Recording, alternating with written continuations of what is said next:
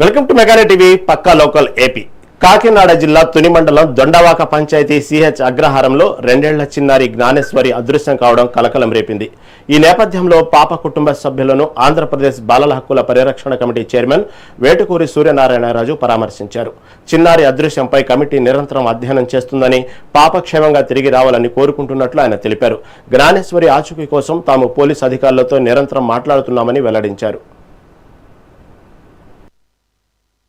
ఈ తుని మండలంలో ఉన్న గత జ్ఞానేశ్వరి సుంకర జ్ఞానేశ్వరి పాప గత 10 రోజులుగా 10 రోజులు అయింది కదా, 14 రోజుల నుంచి ఆచూకీ కనపడకపోవటం, దీని మీద ఇప్పటికే మా కమిషన్ తరపున జిల్లా యంత్రాంగానికి, జిల్లా పోలీస్ అధికారి వారికి ఇక్కడ ఏ విధంగా మీరు ఆ పాప ఆచూకీని తెలుసుకోవటంలో ఎటువంటి చర్యలు తీసుకుంటున్నారు అని ఇప్పటికే మేము వాళ్ళని అడగటం జరిగింది.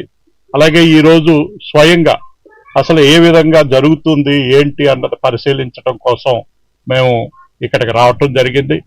అధికారులు, పోలీస్ అధికారులతో కూడా మాట్లాడటం జరిగింది.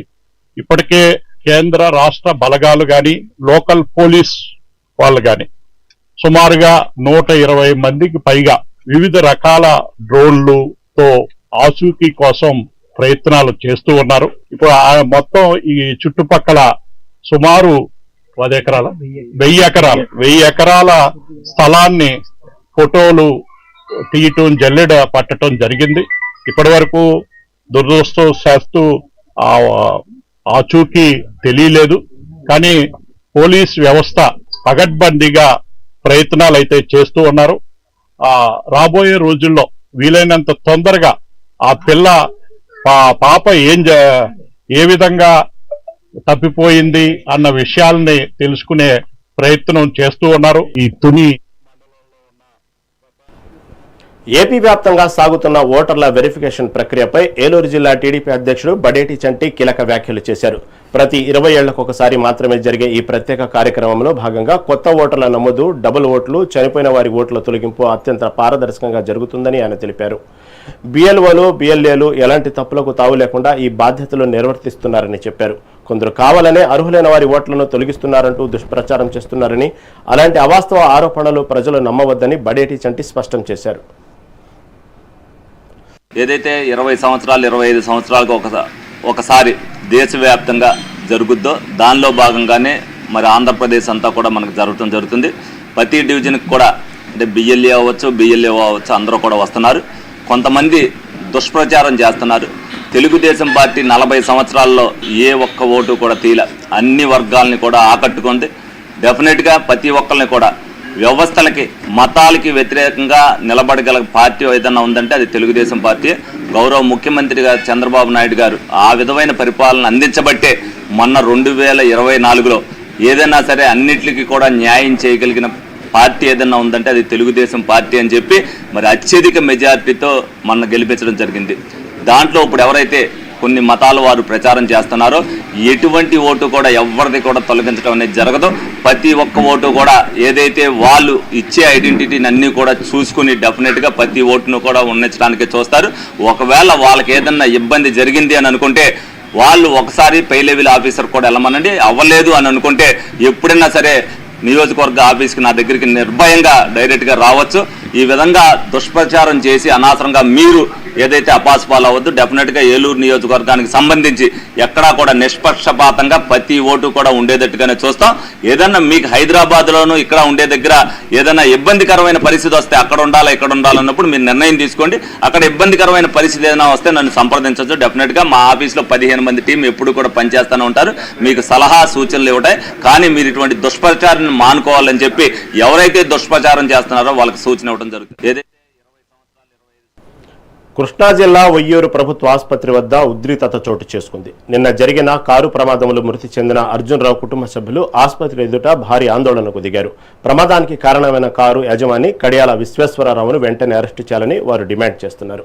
తీవ్రంగా నష్టపోయిన బాధిత కుటుంబాన్ని ప్రభుత్వం, యాజమాన్యం ఆదుకోవాలని కోరుతూ ఉయ్యూరు, కాటూరు ప్రధాన రహదారిపై కుటుంబ సభ్యులు బైఠాయించారు. దీంతో ఆ మార్గంలో వాహనాల రాకపోకలు నిలిచిపోయి భారీగా ట్రాఫిక్ జామ్ అయింది.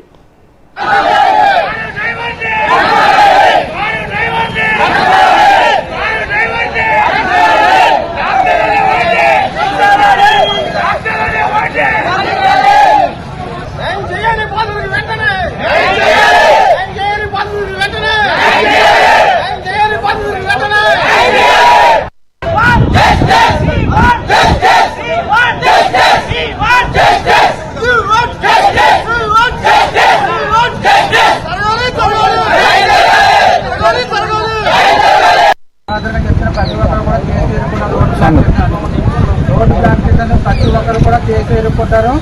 తర్వాత మీరు కూడా కోర్టుకు అటెండ్ అవుతారు, మీరు కూడా ముద్దాయి అవుతారు. రోడ్డు బ్లాక్ చేయడం తప్పు. చూడండి, ఆర్టీసీ బస్సులు హాస్పిటల్కి వచ్చేవాళ్ళు, ఎక్కడెక్కడి నుంచి హాస్పిటల్కి వచ్చేవాళ్ళు అందరూ ఇబ్బంది పడతారు. సామాన్య ప్రజలు ఇబ్బంది పడతారు, పేషెంట్స్ ఇబ్బంది పడతారు. వాళ్ళందరూ మీకేం చేశారు? వాళ్ళందరూ మీకు ఏమైనా అన్యాయం చేశారా? రోడ్డు బ్లాక్ చేస్తే ఎంతమంది ఇబ్బంది పడతారు? రోడ్డు బ్లాక్ చేయడం ఏంటి మీరు? అన్నమయ్య జిల్లా పీలేరు పట్టణంలోని ఆర్యవైశ్య కళ్యాణ మండపంలో సూపర్ 6 సూపర్ హిట్ విజయోత్సవ కార్యక్రమం ఘనంగా జరిగింది. ఈ సభలో పీలేరు ఎమ్మెల్యే నల్లారి కిషన్ కుమార్ రెడ్డి పాల్గొని ప్రసంగించారు.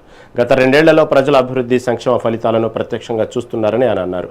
తమ ప్రభుత్వం అధికారంలోకి వచ్చిన తర్వాతే మదనపల్లిని జిల్లా కేంద్రంగా ఏర్పాటు చేశామని, ఇచ్చిన హామీల అమలే లక్ష్యంగా ప్రభుత్వం పనిచేస్తోందని స్పష్టం చేశారు.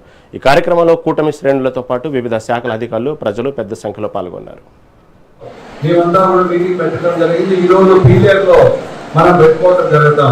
ఇక్కడ 2 సంవత్సరాల్లో మనము ప్రజలకు ఏం చేశాము, మన నియోజకవర్గానికి ఏం చేశాము, జిల్లాకి ఏం చేశాము, రాష్ట్రానికి ఏం చేశాము అనేది ముఖ్య ఉద్దేశం.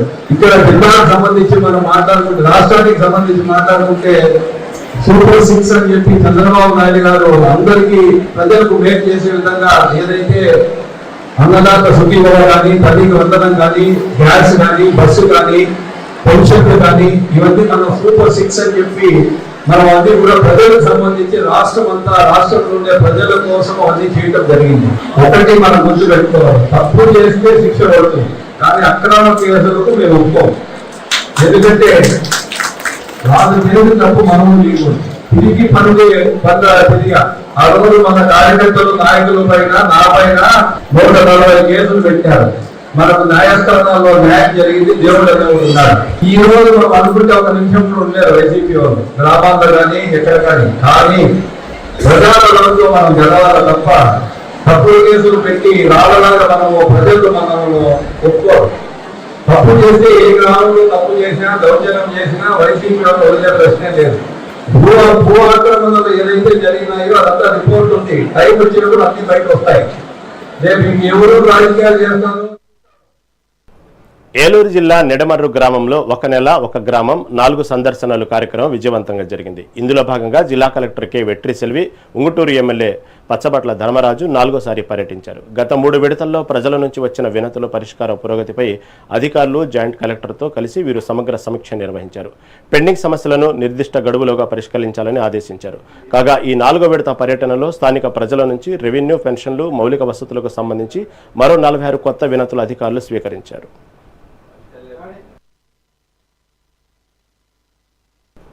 తిరుచానూరులోని శ్రీ పద్మావతి అమ్మవారిని కర్ణాటక సీఎం డీకే శివకుమార్ దర్శించుకున్నారు. ఆలయానికి చేరుకున్న ఆయనకు అర్చకులు, ఆలయ అధికారులు ఘన స్వాగతం పలికారు. అనంతరం ఆలయంలో నిర్వహించిన ప్రత్యేక పూజల్లో పాల్గొన్న డీకే శివకుమార్ మొక్కులు చెల్లించుకున్నారు. దర్శనానంతరం ఆలయ మండపంలో ఆయనకు శాలువ కప్పి సంప్రదాయబద్ధంగా సత్కరించారు. వేద పండితులు ఆశీర్వచనం అందించగా ఆలయ అధికారులు తీర్థ ప్రసాదాలు అందజేశారు. ఈ కార్యక్రమంలో పలువురు ఆలయ సిబ్బంది పాల్గొన్నారు.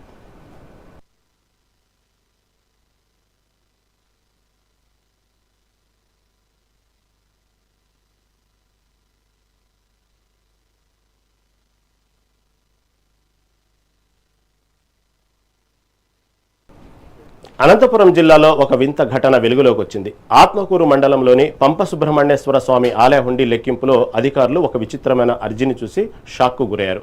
ఒక భక్తుడు 20 రూపాయల నోటుపై స్వామి, మా అత్త వేధింపులు తట్టుకోలేకపోతున్నాను, ఆమె త్వరగా చనిపోయేలా చూడు అని రాసి హుండీలో వేశాడు.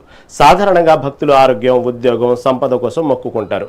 కానీ అత్త చనిపోవాలంటూ దేవుడికి పెట్టుకున్న ఈ వింత కోరికను చూసి ఆలయ సిబ్బంది, భక్తులు అవాక్కయ్యారు.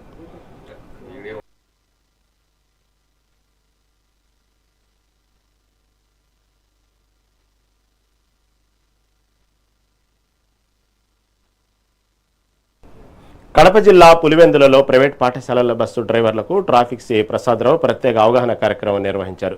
జిల్లా ఎస్పీ షెల్కే సచినికేత్, డిఎస్పీ మురళీనాయక్ ఆదేశాల మేరకు ఈ కార్యక్రమం జరిగింది. పాఠశాలలు ప్రారంభమైనందున విద్యార్థుల భద్రతపై డ్రైవర్లకు పలు సూచనలు చేశారు.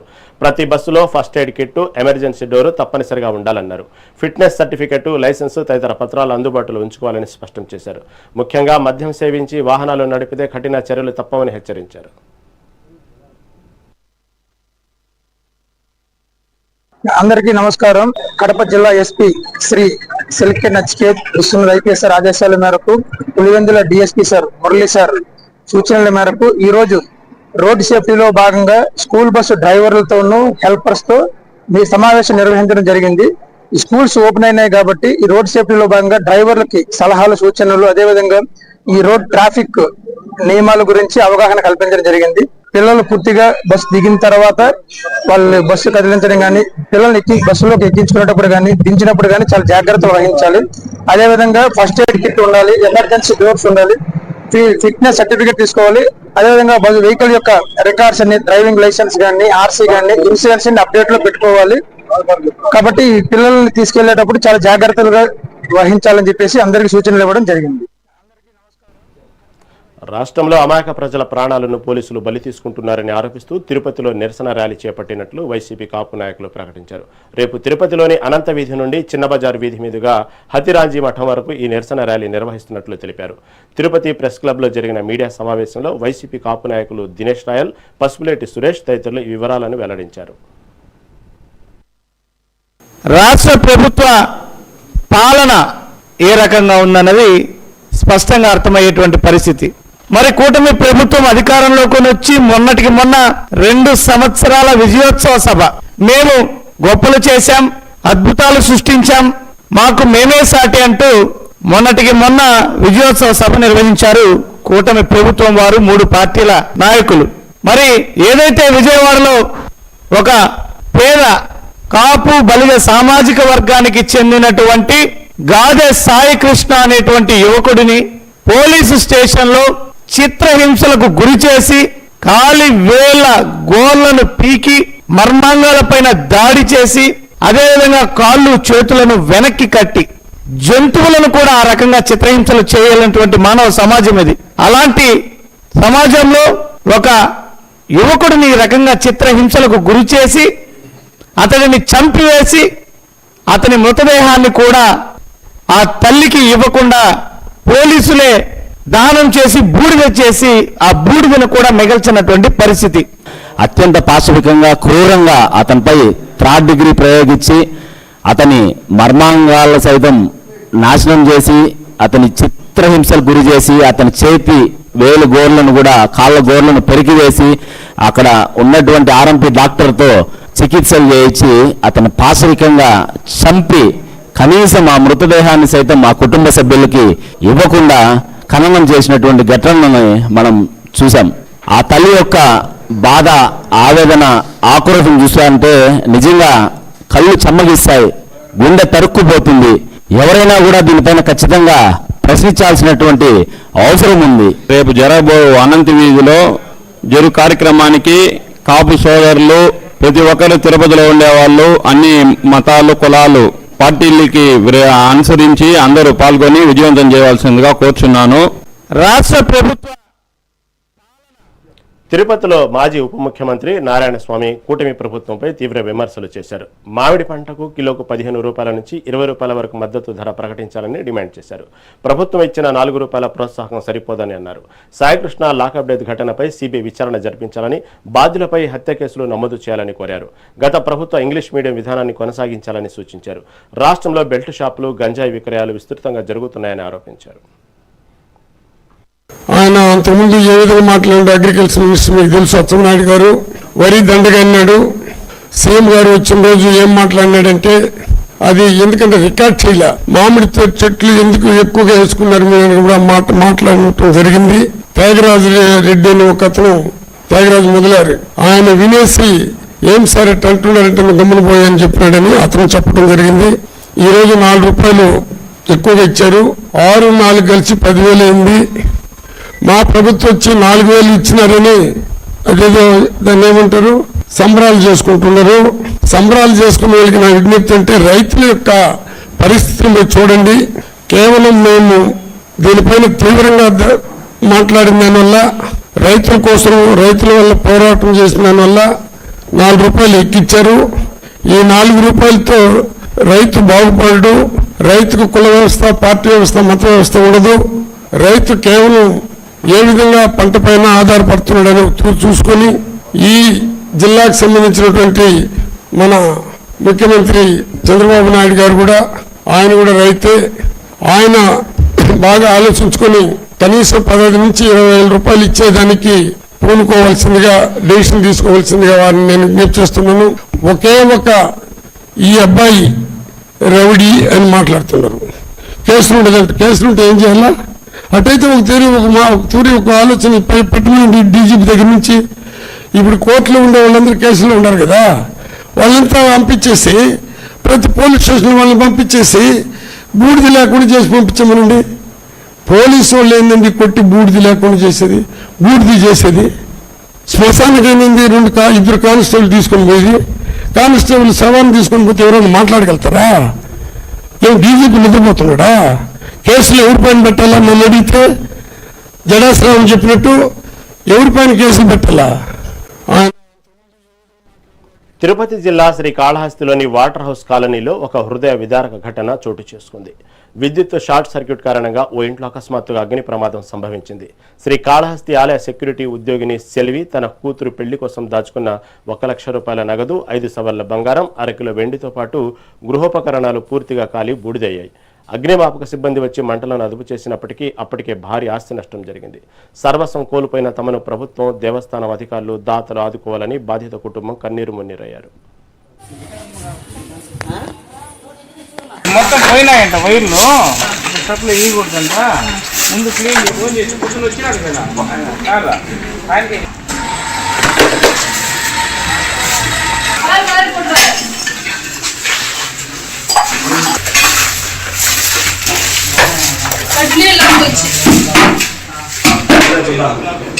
వాటర్ హౌస్ కాలనీ, నేను కాళాసరి టెంపుల్ వర్క్ చేస్తాను. సెక్యూరిటీకి చేరినాను. తెల్లారి 4 గంటలకు పోయాను. నేను ఇంట్లో బంగారాన్ని 5 సవరాల బంగారం, 6 కిలో వెండి, 1 లక్ష రూపాయలు డబ్బులు పెట్టేసి నేను డ్యూటీకి వచ్చినాక నాకు అక్కన చూసి ఫోన్ చేశారు.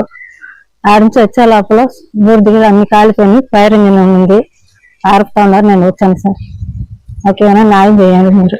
నేను కాళాసరి టెంపుల్ పనిచేస్తాను, సెక్యూరిటీగా పనిచేస్తాను. నాతో పాటు నా ఫ్రెండ్ సెక్యూరిటీగా పనిచేస్తుంది. ఉదయాన్నే 4 గంటలకు వచ్చి డ్యూటీకి రెడీ అయ్యి వచ్చింది. 5 గంటలకంతా మాకు ఫోన్ వచ్చింది, ఈ విధంగా ఇల్లు కాలిపోతుందని. వచ్చే కాలికి వైరింగ్ వచ్చి ఆపుతా ఉంది. ఇంట్లో ఏమీ లేవు, అన్ని కాలిపోయాయి. కూతురు పెళ్లి కోసం అనేసి నగలు, డబ్బు, వెండి అన్ని ఇంట్లో తెచ్చిపెట్టింది. వచ్చే కాలం మొత్తం కాలిపోయి బూడిదైపోయింది. ఆమెకు ఏదన్నా సహాయం చేసి ప్రభుత్వం ఆదుకోవాలని కోరుకుంటున్నాను.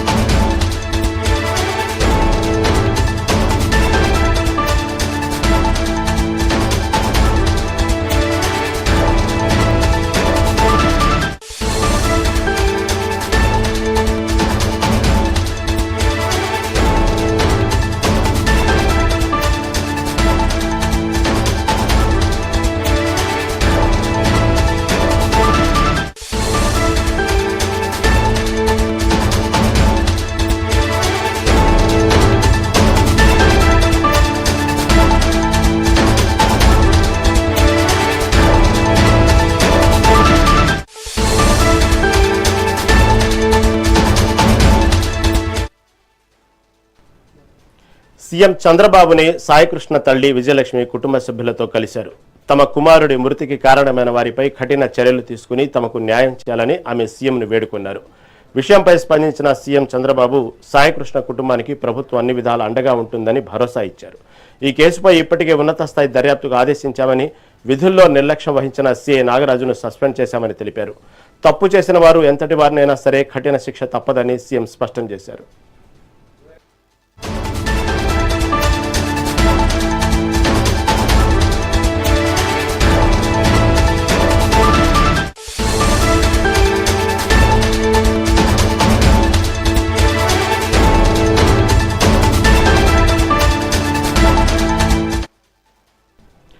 సీఎం చంద్రబాబుని సాయికృష్ణ తల్లి విజయలక్ష్మి కుటుంబ సభ్యులతో కలిశారు. తమ కుమారుడి మృతికి కారణమైన వారిపై కఠిన చర్యలు తీసుకుని తమకు న్యాయం చేయాలని ఆమె సీఎంను వేడుకున్నారు. విషయంపై స్పందించిన సీఎం చంద్రబాబు సాయికృష్ణ కుటుంబానికి ప్రభుత్వం అన్ని విధాల అండగా ఉంటుందని భరోసా ఇచ్చారు. ఈ కేసుపై ఇప్పటికే ఉన్నత స్థాయి దర్యాప్తుకు ఆదేశించామని, విధుల్లో నిర్లక్ష్యం వహించిన సీఐ నాగరాజును సస్పెండ్ చేశామని తెలిపారు. తప్పు చేసిన వారు ఎంతటి వారైనా సరే కఠిన శిక్ష తప్పదని సీఎం స్పష్టం చేశారు.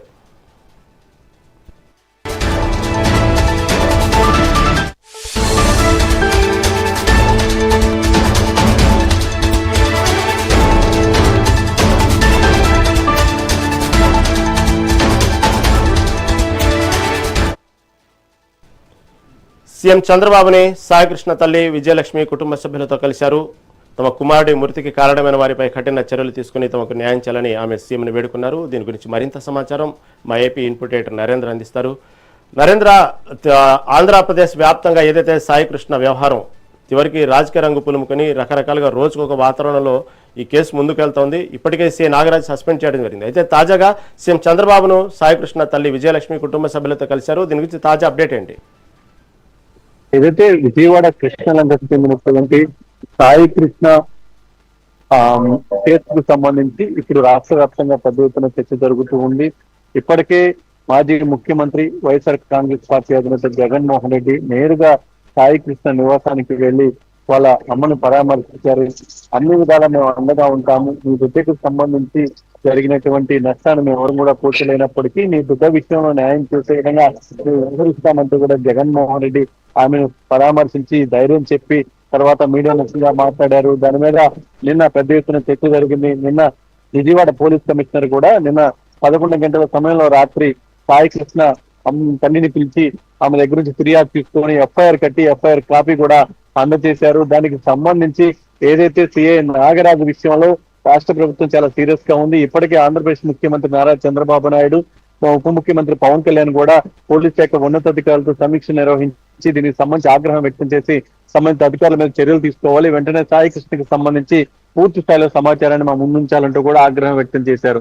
ఈ రోజు ఏదైతే సాయి కృష్ణ తల్లి ఆంధ్రప్రదేశ్ ముఖ్యమంత్రి నారా చంద్రబాబు నాయుడిని కలిశారు. సెక్రటరియట్ కి వెళ్లి చంద్రబాబు నాయుడిని కలిసి తమ కొడుకు సంబంధించినటువంటి కేసులో ఉన్నటువంటి ఆమెకు తెలిసినటువంటి విషయాలన్నీ కూడా వివరించి అన్యాయంగా తమ బిడ్డని పొట్టన పెట్టుకున్నారు, తను తప్పు చేస్తే దండించేటువంటి విధానం వేరేలా ఉంటుంది, ఈ విధంగా చేయటం చివరికి తన బూడిద కూడా తనకి ఇవ్వకుండా దహనం చేసినటువంటి విధానాన్ని కూడా ఆమె వివరించారు. మా దృష్టికి ఈ విషయం వచ్చింది, తను చనిపోయిన తర్వాత బాడీని దహనం చేసి బూడిద కూడా లేకుండా చేశారంటూ కూడా ఆమె బాధపడినటువంటి సమయంలో చంద్రబాబు నాయుడు కూడా ప్రభుత్వం అన్ని విధాలా అండగా ఉంటుంది, దీనికి సంబంధించి పూర్తి స్థాయిలో విచారణ జరుగుతుంది, సంబంధించిన వ్యక్తులు ఎంతటి పెద్దవాళ్ళైనా సరే వాళ్ళ మీద కఠినంగా చర్యలు తీసుకుంటామంటూ కూడా ఆమెకు భరోసా ఇచ్చారు. మొత్తంగా ఆంధ్రప్రదేశ్ ముఖ్యమంత్రి నారా చంద్రబాబు నాయుడు ఈ రోజు సాయి కృష్ణ కుటుంబ సభ్యులతో మాట్లాడిన తర్వాత దీనికి సంబంధించి ఏదైతే పోలీస్ శాఖ ఉన్నతాధికారులు కూడా ఇప్పటికే క్షేత్రస్థాయికి వచ్చి దానికి సంబంధించినటువంటి విచారణ కూడా చేస్తూ ఉన్నారు. ఇక సాయి కృష్ణ కేసుకు సంబంధించి వేగంగా పోలీస్ అధికారులు కూడా అడుగులు వేసే అవకాశం కనిపిస్తుంది. Right Narendra, thank you for update.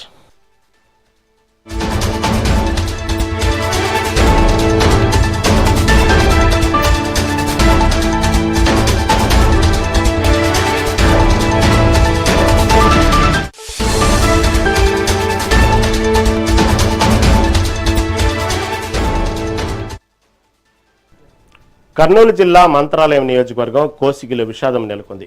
పొలంలో అస్వస్థతకు గురైన దిద్ది గ్రామానికి చెందిన రైతు దుర్గయ్యను ఆసుపత్రికి తరలిస్తుండగా కొసిగి రైల్వే గేట్ పడటంతో ఆటోలోనే ప్రాణాలు కోల్పోయారు. ఇక్కడ వాహనాల ఫ్లైఓవర్ బ్రిడ్జి లేకపోవడం వల్లే ఈ ఘోరం జరిగిందని ఏఎస్ఎఫ్ జిల్లా ఉపాధ్యక్షుడు ఈరేష్ ఆవేదన వ్యక్తం చేశారు. గతంలోనూ గర్భిణులు, రోగులు ఇక్కడ తీవ్ర నరకయాతన అనుభవించారని, ప్రజా సంఘాలు ఆందోళనలు చేస్తున్న అధికారులు పట్టించుకోవడం లేదని మండిపడ్డారు. ఇప్పటికైనా రైల్వే ఫ్లైఓవర్ బ్రిడ్జిని వెంటనే ఏర్పాటు చేయాలని డిమాండ్ చేశారు.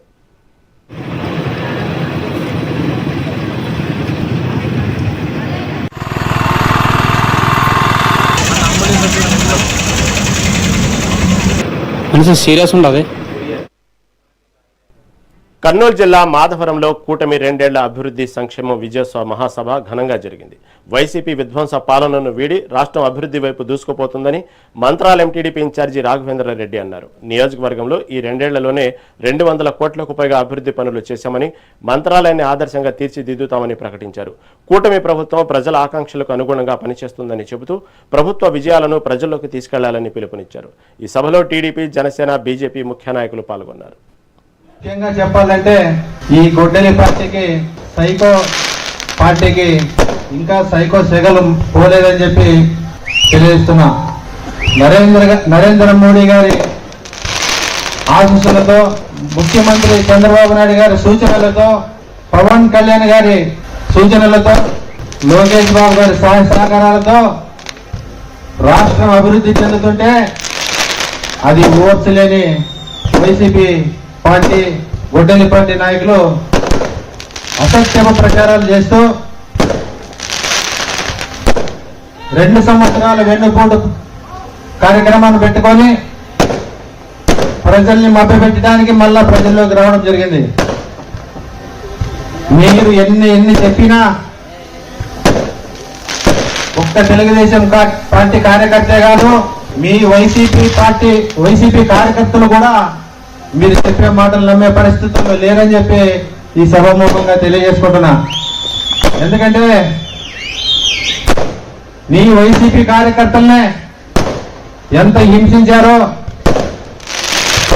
ఆ బాధ పడలేకనే మిమ్మల్ని 11 సీట్లకు పరిమితం చేసింది కూడా మీ వైసీపీ కార్యకర్తలే అని చెప్పి అది గుర్తుపెట్టుకోని చెప్పి తెలియజేసుకుంటున్నా.